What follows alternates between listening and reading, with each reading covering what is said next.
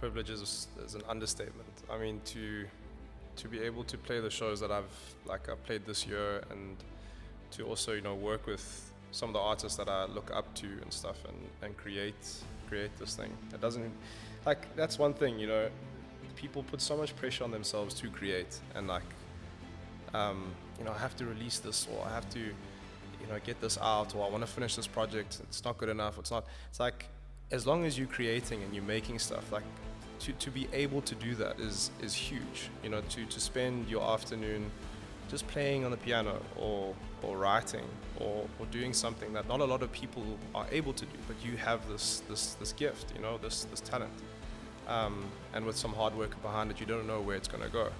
But it's a huge privilege, just to be a part of music, to say that you can write a song and release it and go through the whole process and then actually perform it on a stage is not a lot of people get to experience that. So I'm very, very grateful for what I do, and every week is different, but it's been a really, really cool journey so far.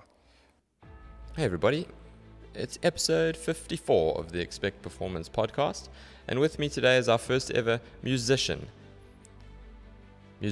and all-around good guy, Matt Davies, is on the show today. His smash hit single called Stay With Me, who I'm sure you've heard unless you've been under a rock, spent 5 weeks at number 1 on 5FM's global charts. And in this episode, Matt discusses and shares his insights on overcoming limiting self-beliefs and self-doubt, to continually seeking uncomfortable situations to promote growth and self-development, and how that's led to him being the artist that he is today, and the ongoing journey of always striving to be a better artist. And I think this is a wonderful lesson that we all can learn, is to stumble forward. Don't let the self-doubts and the limiting self-beliefs get in the way of you stumbling forward. Persevere and stride forward irrespective. And Matt has certainly done that with aplomb, which has resulted in him signing with Universal Music South Africa.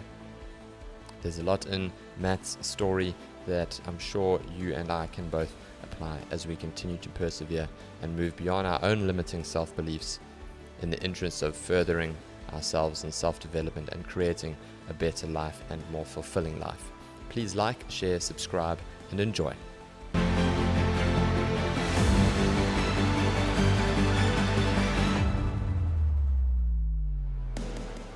Matt, welcome to the show. Thank you so much. Thank you for having me. It's my absolute pleasure. You're the first muso on the show. So I've heard. Yeah. I've heard. So I'm very, very much looking forward to this. Thank you. I love my music. There's not a day that goes by that I don't listen to music. And it's such a prominent part of my life, and it is with millions and millions of other people around the world. So for you, being in music, being a musician, a songwriter, give me some context for your life. How did you get to being in the career that you're in now? Wow, it started, I think, when I was about 6 years old. My mom put me into piano lessons, and she pushed me. I didn't enjoy it at first. Really? It was, I was into swimming and sport and stuff like that. I wasn't really into music. But yeah, she, pushed me to carry on with it, and I'm obviously very thankful to her for doing that. And then in high school, I went from piano to guitar, and I was like, well, it makes sense if I, kind of start singing, because surely that will complement it quite nicely. And then, I kind of taught myself how to sing, and then I went into a music talent show, and I sang No Diggity. Oh, yes. Yeah, this like acoustic vibe. Yeah. And they absolutely loved it. And I think I did the same, another show in varsity, and I won the show. So I was like, maybe I could try this out. Maybe I could do this, And then I went overseas for about 2.5 years.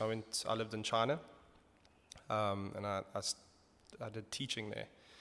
And I never really touched on music besides like, I'll pick up the guitar every now and again and kind of just play. But I never took it very seriously.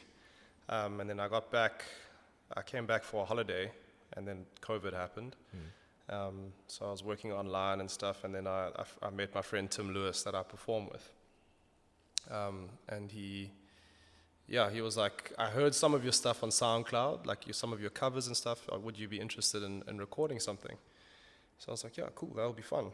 Let's try it out. And we got into the studio the next day, and we did our first song, and we sent it through to Universal, and they liked it. What song was that? It was a song called Just Be Here. Yes. Yeah. Yes. I remember that song actually. Yeah. So that was the first song we did together, and Universal signed it, and we did a licensing agreement with them, and then from there we just carried on kind of gigging and identifying what kind of set we want to go for, because initially we did more of an acoustic set. And then about a year and a half ago I started learning how to DJ, and I was like, wow, if I could do DJing and sing at the same time, and Tim with the sax, we'll still have that live element, but it's a lot more energy in the sets, which I prefer. Sure.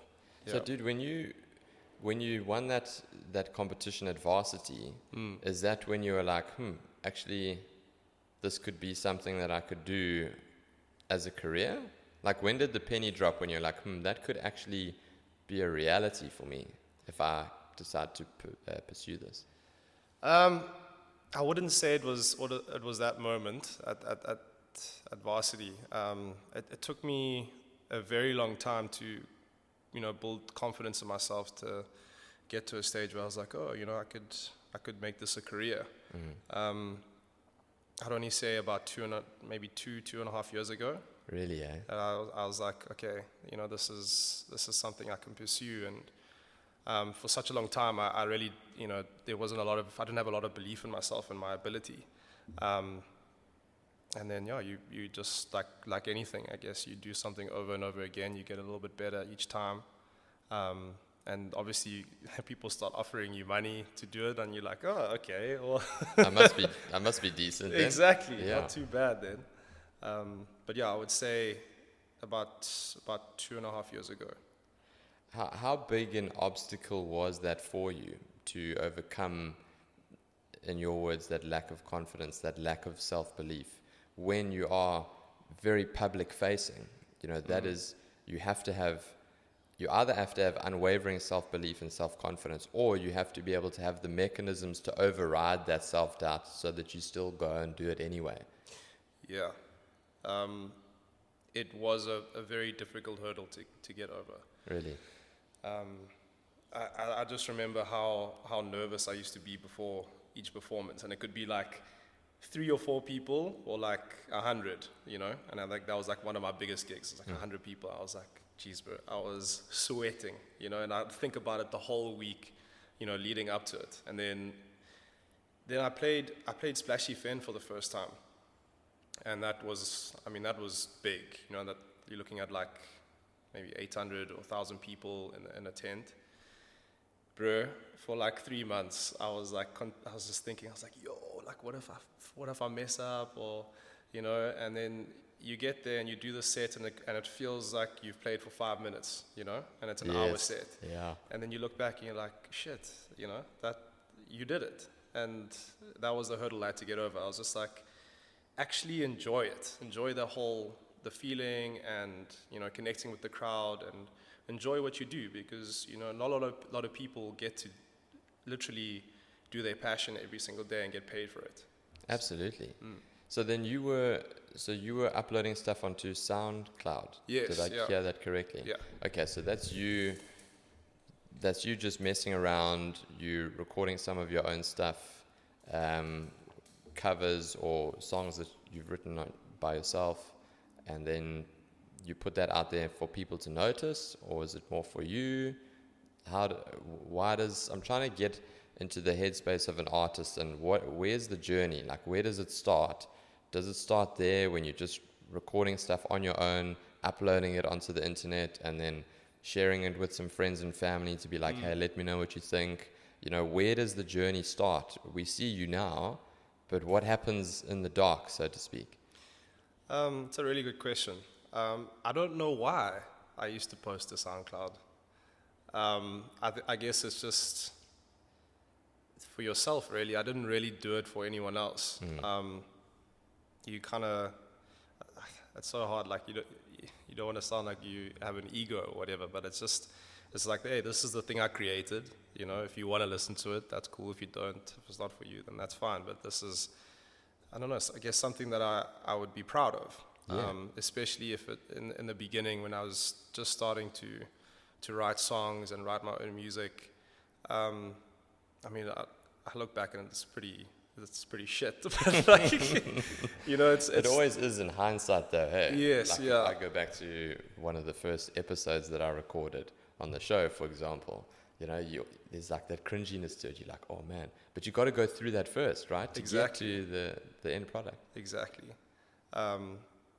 So I think a lot of the songs I look back and I deleted them off my SoundCloud. I was like, no, people can't hear this. Yeah. But like you say, it's part of the process and a part of learning. And yeah, it makes for a good story in the end, I guess. Yeah. So, I mean, I had a similar sort of thing when I kicked the can down the road with this podcast for 5 years. Okay. Like, I was always like, I've always consumed that content. So I've always been a podcast guy. I listen to other people's podcasts in the car, and I think it's just a really cool way of consuming content. For sure. And interesting stuff. And it would always be between that and music when I used to get into my car and go anywhere. And it took me 5 years to eventually pull the trigger and I used to try and get other people involved, and I'd say, hey, why don't you come and let's try and do a podcast together. But it was always like a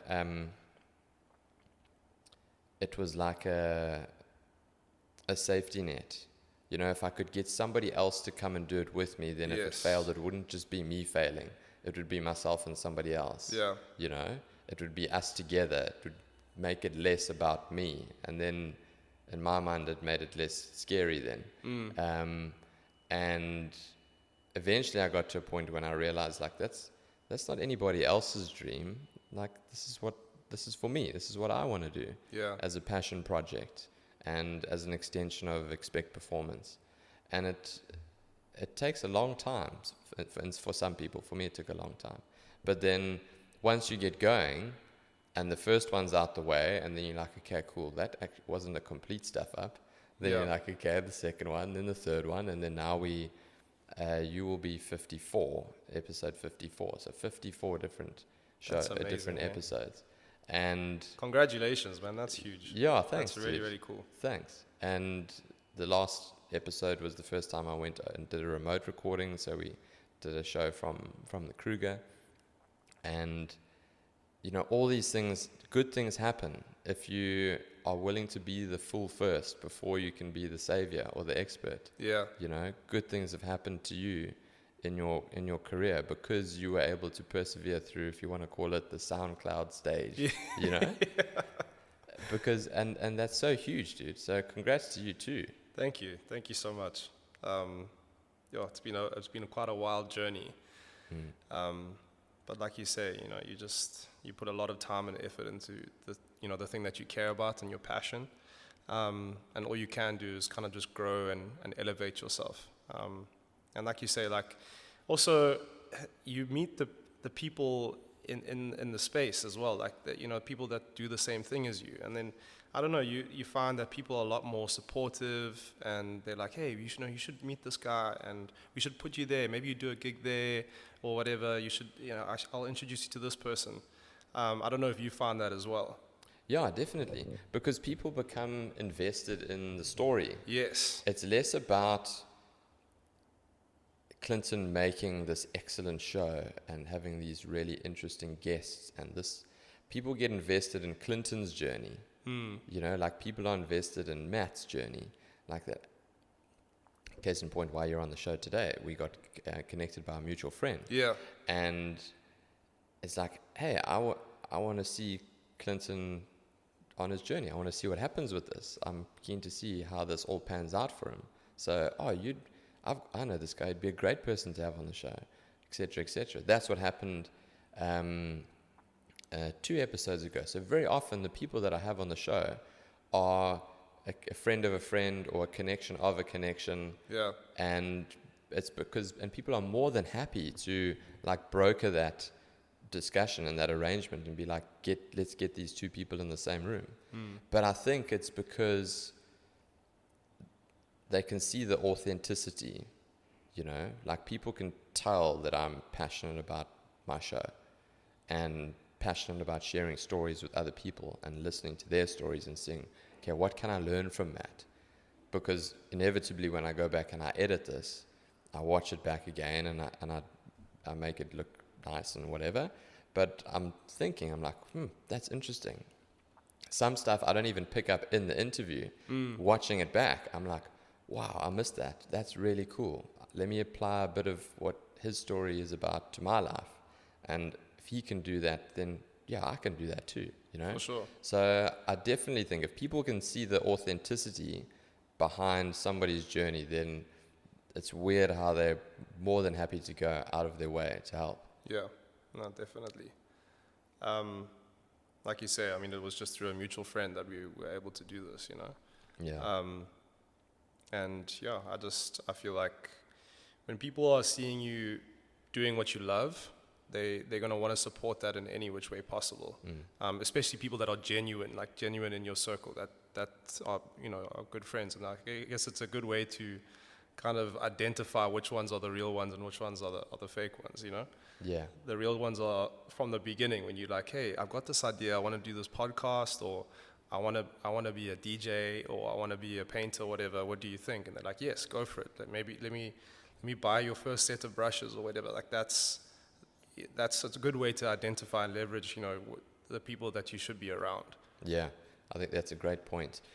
Speaking of your passion and being an artist and coming up with your own ideas, concepts, songs, evolution is personal evolution, and then in the sense a creative evolution. You have to keep reinventing yourself to stay current, to stay relevant, to stay, for the want of a better term, entertaining to people. We were speaking about this off air. How would you say that you've evolved both personally over this musical journey that you find yourself on now, and if there is a correlation, does that reflect in the evolution of your music? I think if you're not leveling up in what you're doing, or you're not keeping with the times and, you know, keeping up with trends, I think you're doing something wrong, you know, especially if you're in an industry where you're in the limelight, or, you know, people find you popular, or, you know, people come and see you and stuff. It's important to keep up with your look and, you know, what you're creating as well. But at the same time, saying trends is tricky, because you have to be authentic, right? Like you have to remain authentic to yourself and what you create.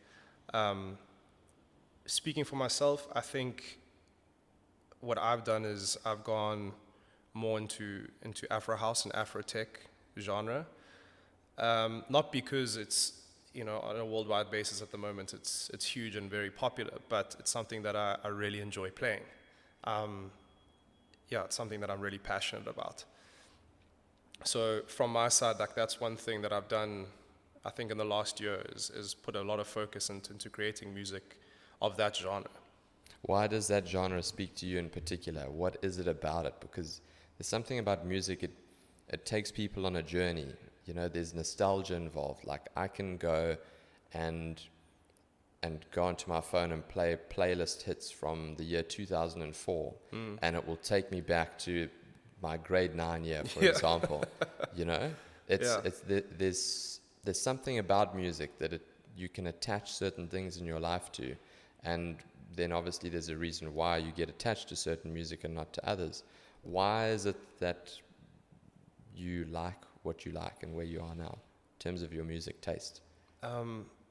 I'll have to put that up to DJing.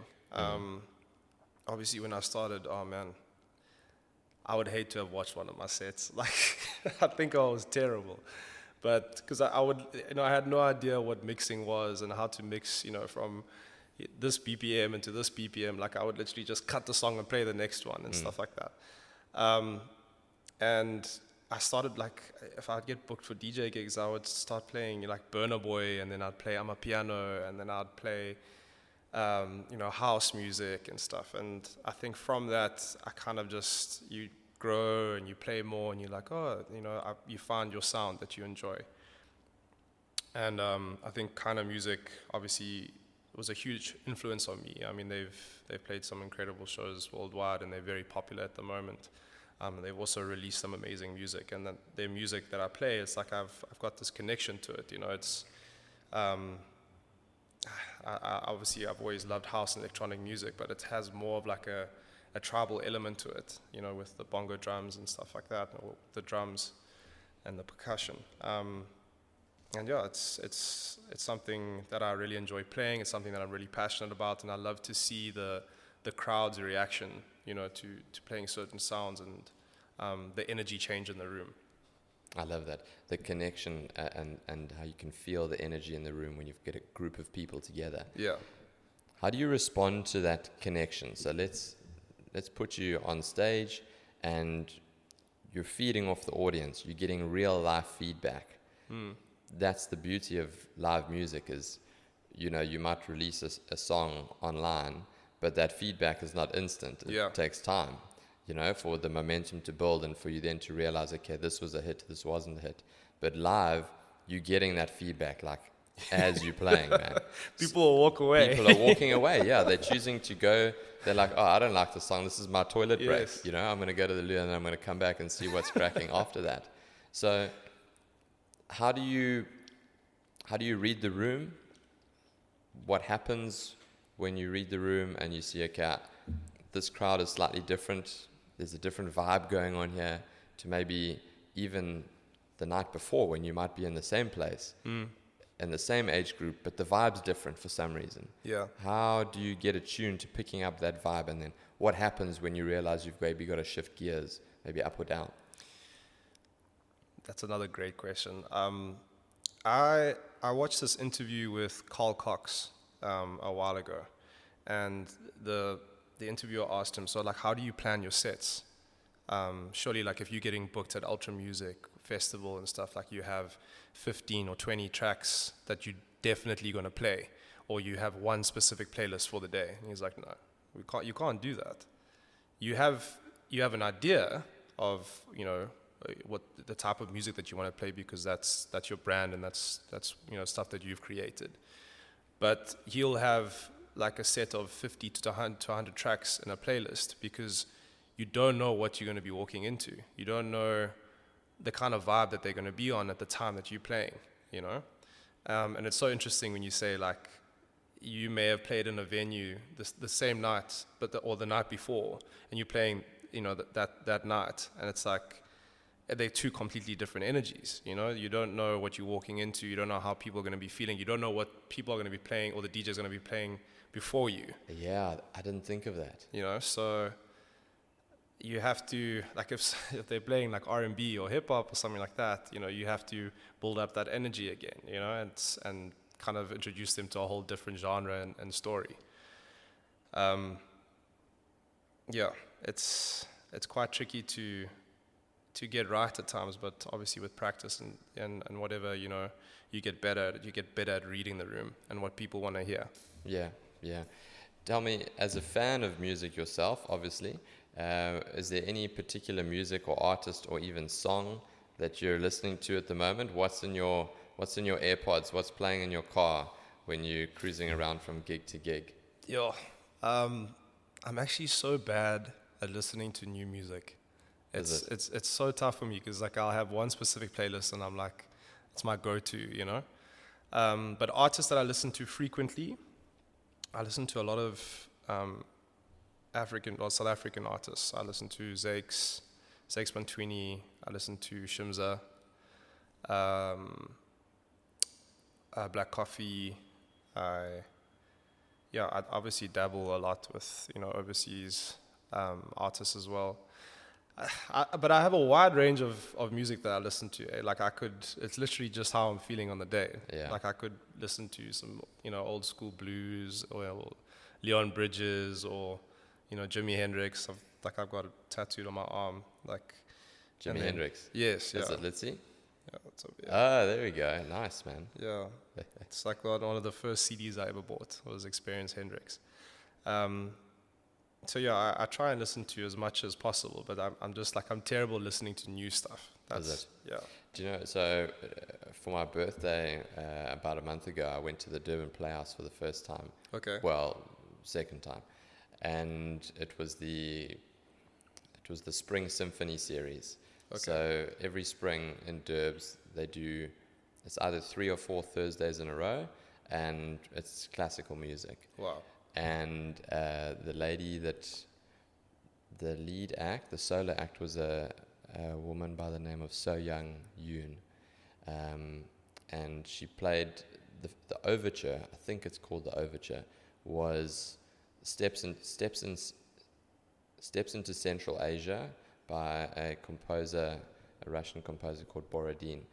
And that piece of music was written in 1880. And I just remember sitting there thinking, listening to this music, 144 years later, this piece of music was written in Russia, which I even went and I looked at what was going on in Russia at the time. It was Tsarist Russia. It was before the Soviet Union. Like Alexander II was in power, and that is wild. It's wild. Like, it's mind-blowing when you think about it. Yeah. And think of like how much the world has changed in those 144 years. And yet that piece of music is being played the exact same way 144 years later at the arse end of the world in Durban. In a playhouse. It's crazy, man. Like, yeah, and that, for me, summarizes music and the power of music. Yeah.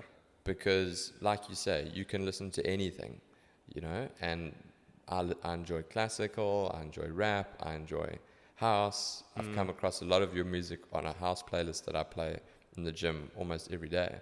So like that's why I said I recognized your music. Yeah. I didn't know that it was you, but then you played that song and I was like, oh yeah, I know that song. So like Just Be Here, for example, I know that song because it was on a chilled house playlist that I just select and then I put on shuffle and then off we go. Yeah. But the power of music is just something else, man. No, it's huge. For it to stand the test of time, for it to make you feel different things as a person. Yeah. And to be able to then communicate that and have a platform now for you to communicate that, I mean, you must feel extremely privileged. Your privilege is an understatement. I mean, to be able to play the shows that I've played this year, and to also work with some of the artists that I look up to and stuff, and create this thing. It doesn't, that's one thing, people put so much pressure on themselves to create, and I have to release this, or I have to, get this out, or I want to finish this project. It's not good enough. It's like, as long as you're creating and you're making stuff, to be able to do that is huge. To spend your afternoon just playing on the piano or writing or doing something that not a lot of people are able to do, but you have this gift, this talent, and with some hard work behind it, you don't know where it's going to go. But it's a huge privilege, just to be a part of music, to say that you can write a song and release it and go through the whole process and then actually perform it on a stage is like, not a lot of people get to experience that. So I'm very, very grateful for what I do, and every week is different, but it's been a really, really cool journey so far. What is that creative process like? So, I mean, you write a lot of your own songs. What is that creative process like for you? Because it's obviously very subjective, it's different for every individual, but how do you go about writing a song, getting a concept in your mind of, okay, this is how I see this playing out? It changes every time. You obviously spend a lot of time, with other artists and producers, and they bring a whole different energy to the studio. That's one thing. Being signed to Universal, they've put me in contact with a lot of really, really cool, musicians and producers and stuff. And initially, it's quite nerve-wracking because they'll just send you like a list of people that you're going to be working with this week, and like I'll never forget, like the one week it was like, yeah, on Wednesday you're gonna be with Zakes Bantwini, and I was like, shit, that's a Grammy Award winner, That's insane. Someone that I've looked up to, majority of my career, and so that was really, really cool. But that aside, like you go into studio with these people, and each one of them have a different creative process. Some of them will come in with something that they've already created, or they've sent it to you a week before, and they're like, okay, cool, just start writing to it, and then it makes things a lot quicker when we're in studio. Or like with Zakes, he pulled out his laptop and he was like going through a couple of instrumentals that he had, and the one he played, I saw on his laptop, it was called Burning Man. So I was like, did you make this when you had Burning Man? He was like, yeah. After my set, I went and I made this instrumental. And we literally wrote the song within like 15, 20 minutes. And then he was like, okay, should you do another one? So I was like, fuck, okay. Can I swear? Sorry. Yeah, go for it. Oh, you sure? Yeah. Oh, sorry. I was like, okay, cool. And then, he gets the keyboard and he just starts going. He just starts playing. And he was like, do you like that? I was like, yeah, that sounds amazing. And then within like 5 minutes or something, we had the first verse, and then he just carries on playing, and then he just out of nowhere, he just comes with the chorus, and he just says this one part, and I was like, shit, that's it, He's like, yeah, perfect, okay. And then we finish the chorus and stuff, and then we record it. So just in that day, like there was two processes of writing, two pieces of music. But for me, like my creative process, man, it's so hard to say. Like, I'm quite an impatient person, so I don't. If we're gonna set aside a studio day, I'm like, okay, cool. We're gonna go there and we're gonna work, and we need to come out with something, like some kind of product, even if it's shit. At least we say we've done something, So I get in and I'm like, okay, cool. This is the beat, whatever. Let's start writing. Or I come in with something already, just because it just makes being prepared, like it makes things a lot easier to get the project out and get it done. Yeah. I watched that Netflix documentary on with Michael Jackson and Lionel Richie. What was it? Heal the World? No? Yes, We Are the World. We Are the World, that's it. And how they went about making that song, writing the lyrics for that. It looked like chaos. It looked like chaos. But, I mean, it just shows you the level at which a musician and the guys like the elites, I mean, Lionel Richie, Michael Jackson, like the level at which they operate, that they can just, okay, cool, I like that. Okay, it must be so difficult as a musician because the amount of variety, the routes that you can go are endless, right? There's no boundaries for what you want to say, how you want to say it, the beat, the melody, etc., etc., etc. So that must be very frustrating in some respects, but also very liberating in others when you get it right and then you're like, oh wow, I pulled that all together and that sounds really, really cool. Yeah. I think what's cool about having a lot of minds in the space in the studio is like there's times you'll listen to something over and over again, you're like, this is just not working, and then you'll send it to this producer or send it to this producer, and they literally can create something, a whole new story, and it's like, how did you hear that? How did you hear that it could go that way? So in that aspect, to have like 10 or 15 people working on a project is really cool. But as you can imagine, having 10 or 15 people in a studio can be quite overwhelming. Yes. So I look at that whole process and I'm like, I would never be able to do something like that because I don't know. I mean, can you imagine, like, I've had circumstances where you have to, record something like that you've just written, and there's like 10 people around the microphone with you, and I'm like, I can't actually do this because you're so fearful. Like, it's nerve-wracking, to get right. So collaboration for me was always quite tricky, because having too many minds can be amazing, but at the same time it can also be quite tricky to navigate. Okay. Yeah. All right. So you've given me some insight into what it means to be part of a record label. How does your professional life change as an artist when that comes? Because I mean, you've signed this year, if I'm not mistaken, with Universal, right? Yeah. Yeah. So how does your career change, and how you go about that creative process when you get signed to a record label, and how big of a deal is it for the layperson who doesn't understand the music industry? It's a remarkable achievement for me. I can put it that way. And I know a lot of people in my industry work really hard, and don't ever get an opportunity to be signed to a record label, and especially of that magnitude. Like Universal is international. They sign a lot of very, very famous people and very talented musicians.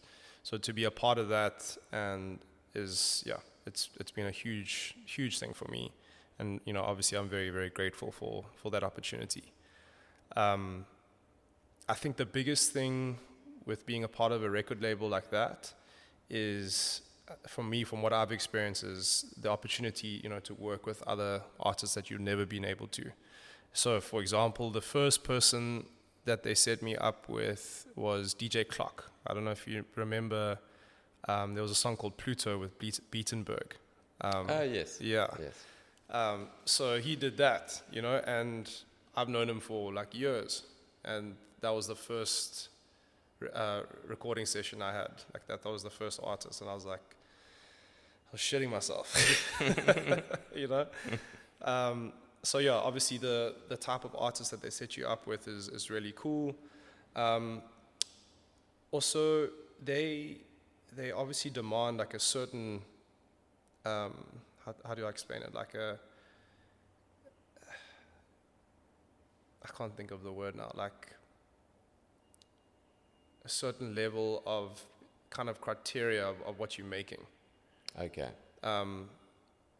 So you can send them like 5 or 6 different songs that you've created, and it's like it's a no, because it needs to be of a certain level,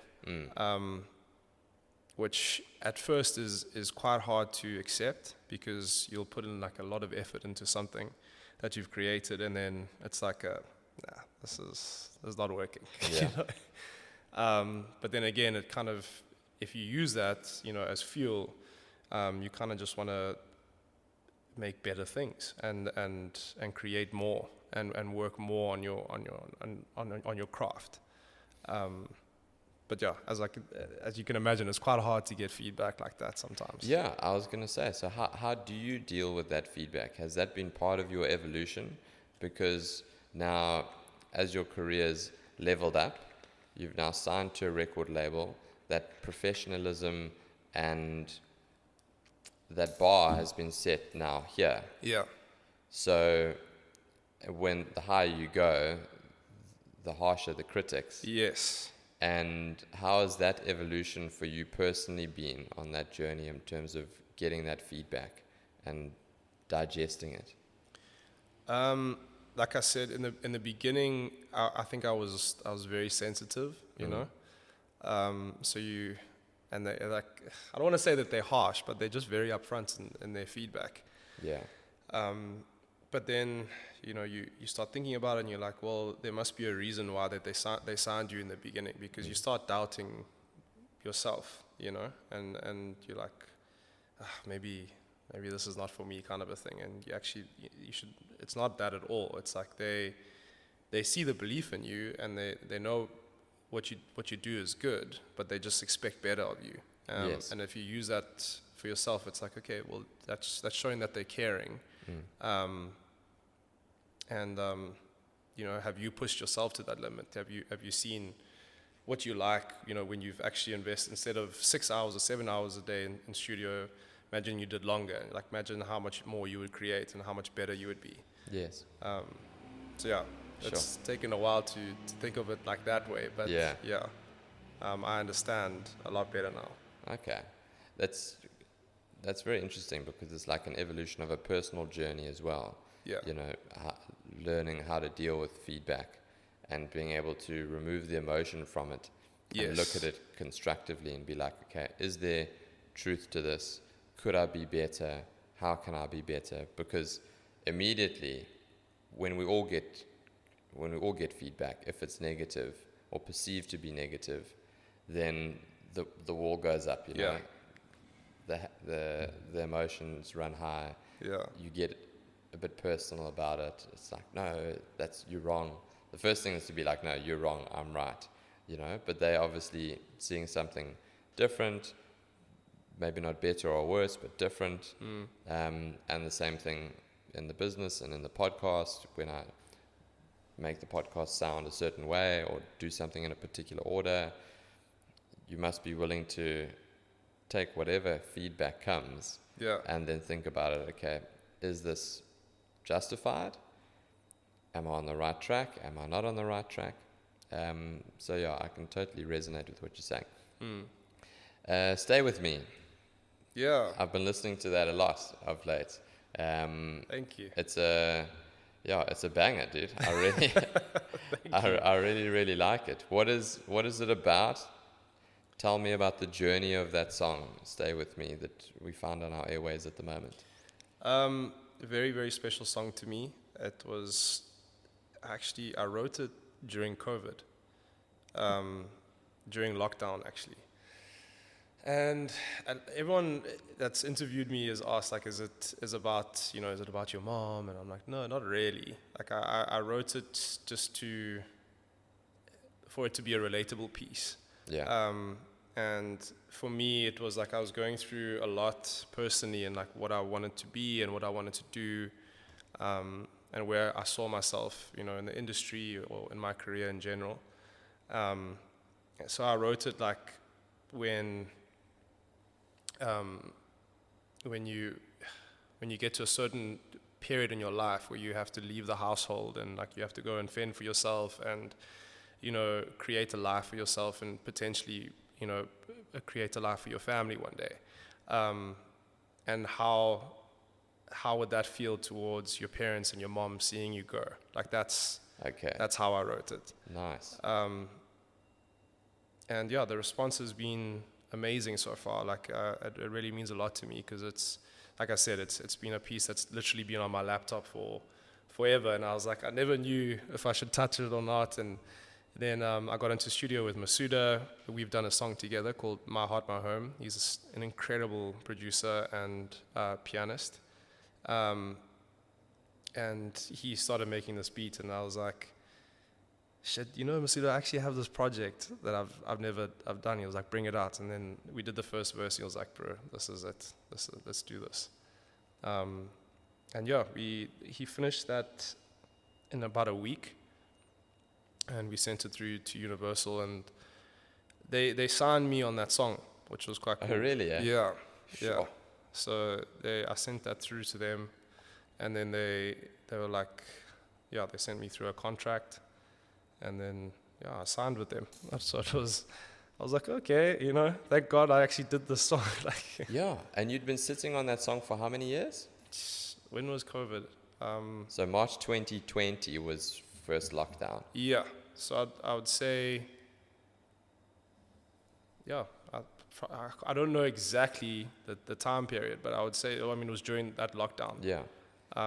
So we're talking like 2020 through to now. So, I mean, close on 3.5 to 4 years. Yeah. You were sitting with that in your back pocket, Yeah. not knowing what to do with it, whether or not it's going to be worth something or whether or not it's going to resonate with people, and then bang. Yeah. I guess it works that way sometimes. It could be, I do believe sometimes, often things happen for a reason, you know. So it's easy to say, oh, you should have released that song 3 years ago, but Yes. it might not have. People might not have been ready for that song 3 years ago, Or me or personally. you might not have been ready for being signed to a record label, etc., etc., etc. Yeah. You know, so it's easy to say, oh, just do it, and you should have done it then. But you know, everything has its time and its place. There's For a lot, especially in music, and I see this in sport as well. Dealing with a certain level of fame and money requires your head to be screwed on properly.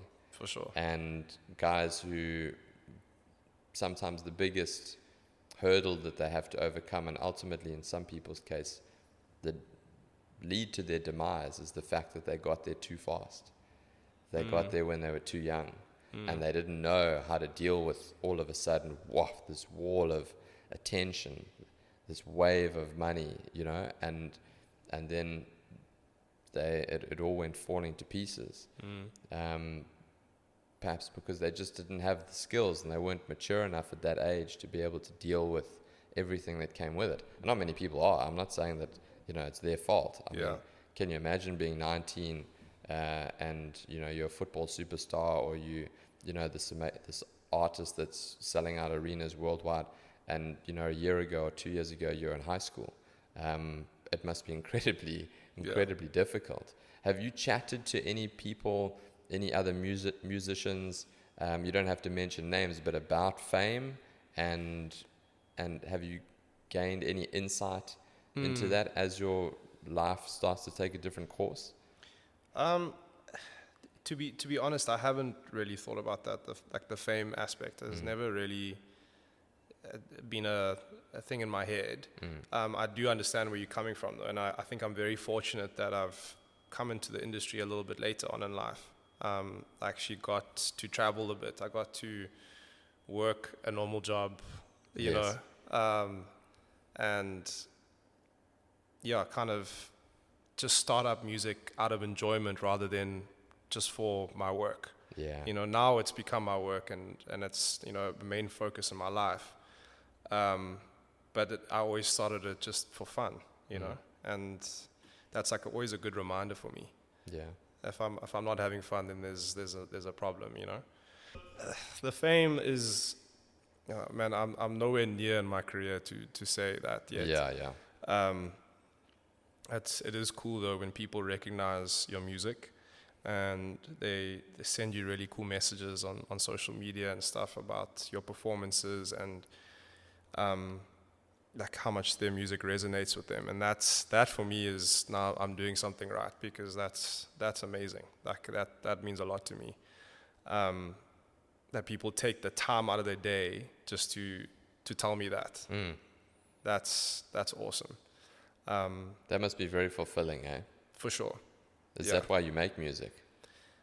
I wouldn't say that's the reason why I make music, but I think it's what drives me more to make it. If people are complimenting me and saying this stuff about my music, then I must be doing something right. And the only way that I can pay them back more is by giving them more from me.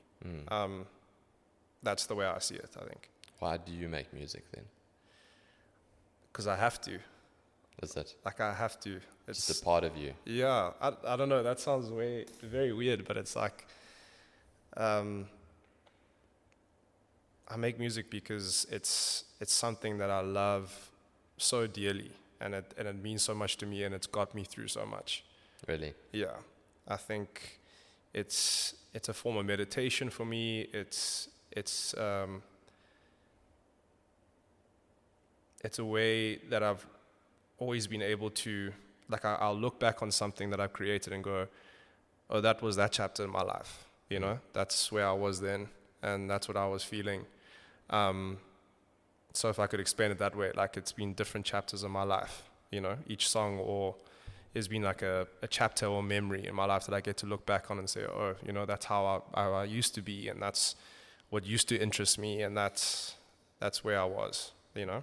Yeah, I love that, man, because I read Dave Grohl's book. I'm a big Foo Fighters fan, and I think he is just an incredible musician. I mean, to be drummer of Nirvana, then lead vocal on Foo Fighters. I mean, he writes a lot of their songs, and I love a lot of the lyrics really resonate with me on more than one song.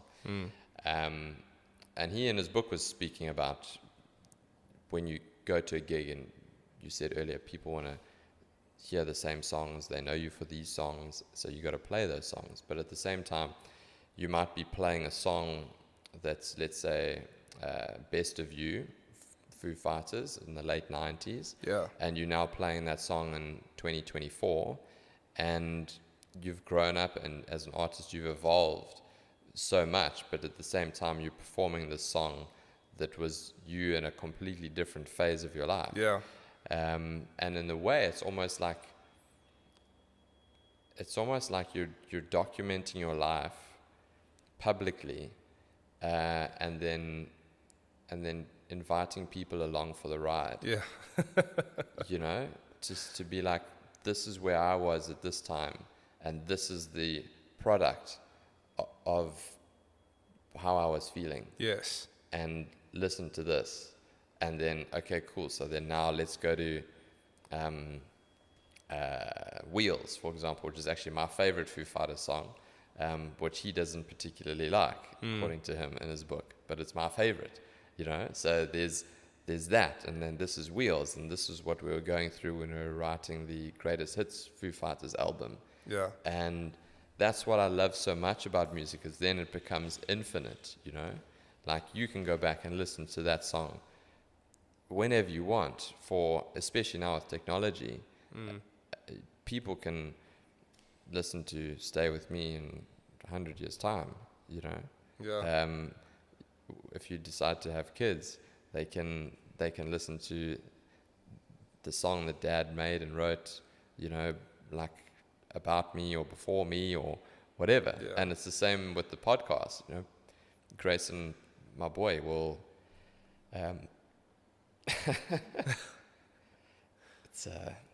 it's quite hard to talk about. He'll get a feel for, you know, what Dad is, for sure, and the type of person that he is, what he stands for, you know. And it's a very powerful thing. Sure, heck yeah. So what do you hope people take away from your music when they listen to it? You mentioned the positive feedback. That was very moving. Sorry, what just happened? That was... I didn't see it coming either.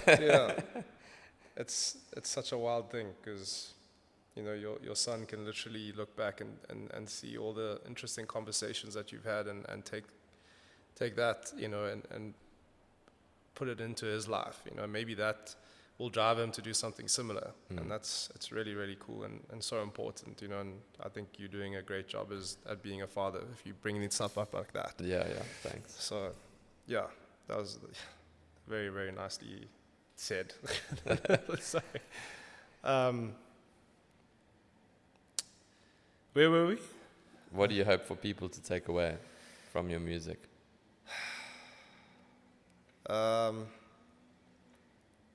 I just, you know, just enjoy it for what it is, you know. And I think a lot of people put so much, like we talk about pressure and stuff like that. I've obviously put a lot of effort into what I've created, and, you know, people are always going to say something, you know what I mean? And I try my best to not focus on that, and just go, like, Matt, you've done a good job. Are you proud of it? Are you proud of the outcome? Then that's cool. You know, if people like it, that's amazing. If people don't, that's up to them. You know, it's so, you know, it's been tricky to navigate that, you know. But I'm getting used to just kind of letting that go, you know.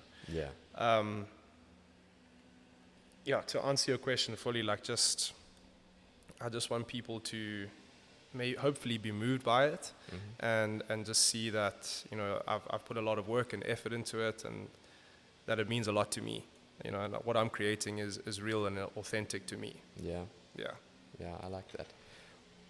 what's got you excited about the future? There's obviously a lot to be excited about. But going into the new year in 2025, are there any projects, particular things that are on the horizon that's really exciting you? There's so much to be excited about for next year. This year has been, I must just reflect and just say it's been amazing.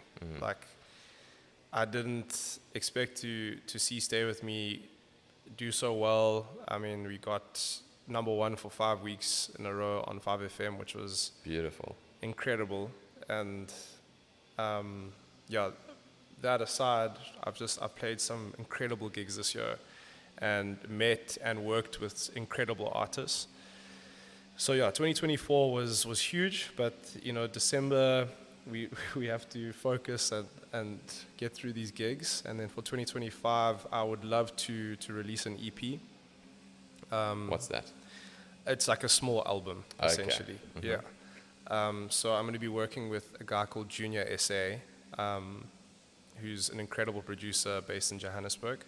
He's worked with the likes of Shimza, Dark, Kabza de Small, like a really multifaceted producer.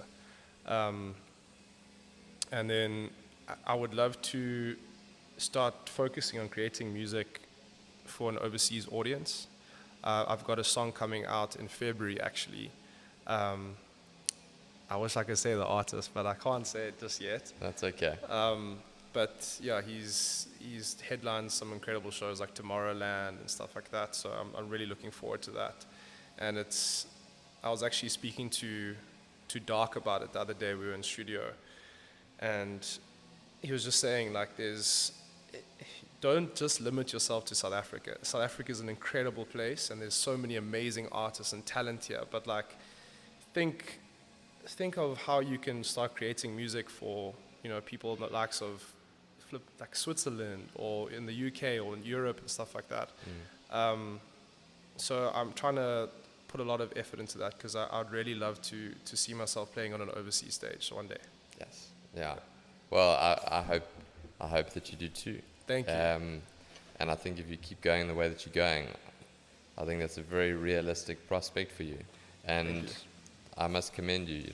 We met just before we took to the air now, and you seem like a guy who's really got his feet on the ground, very humble, very appreciative and grateful for what's happening.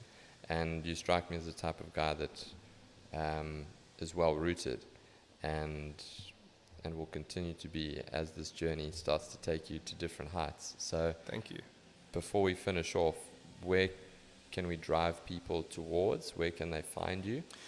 So obviously Spotify, Apple Music, YouTube, Matt Davies is what you have to search. And then my Instagram handle is Matt Davies Music _.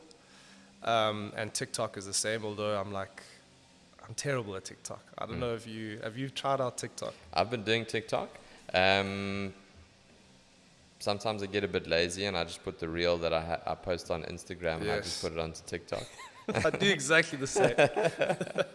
There's just not enough time in a day to do completely different content for different platforms. Exactly. And so now I do TikTok. Do you know what I find about TikTok actually? Is the promos work really well.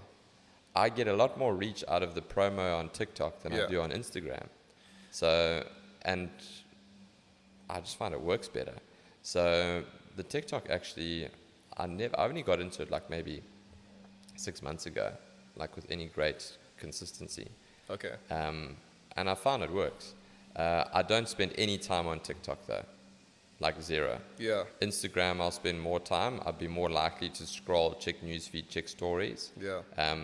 Sometimes get a bit distracted, but TikTok is literally post the video, close TikTok, and carry on with my life. Yeah. I don't know why, it just hasn't engaged me and caught me on that level. For me, it's actually too short format.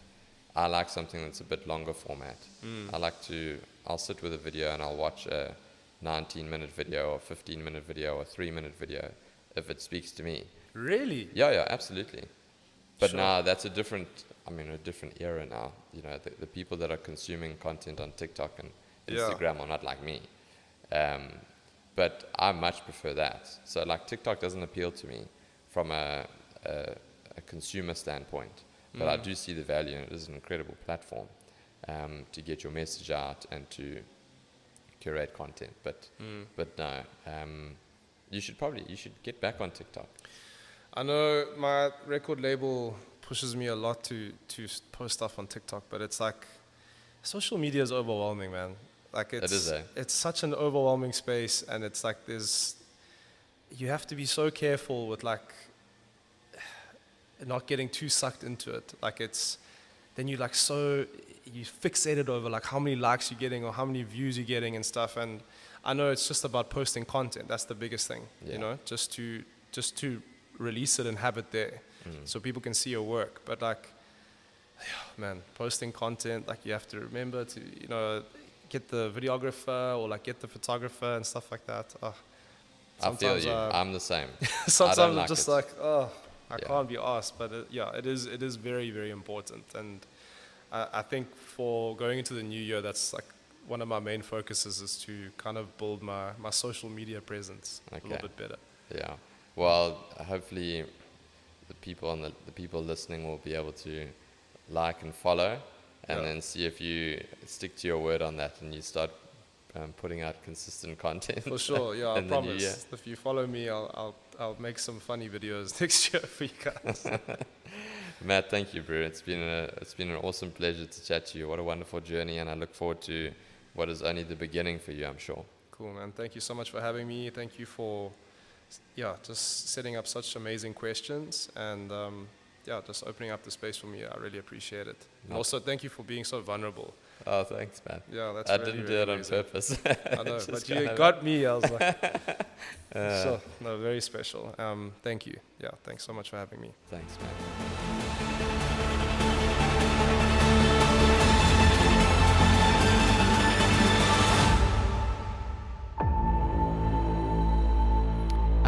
Not so fast. It is such a cool feeling when I see that Spotify subscribers number increase on the weekly, when I see the number of people listening to the episodes going up, and it really makes a huge difference. Have you ever done something and you feel so good when you get rewarded by some positive feedback and you really feel like you're making a difference? That's what it means to me, and that's how I feel. And it goes a long way if you like the show, share it and subscribe it. Thank you humbly, and I'll see you next week.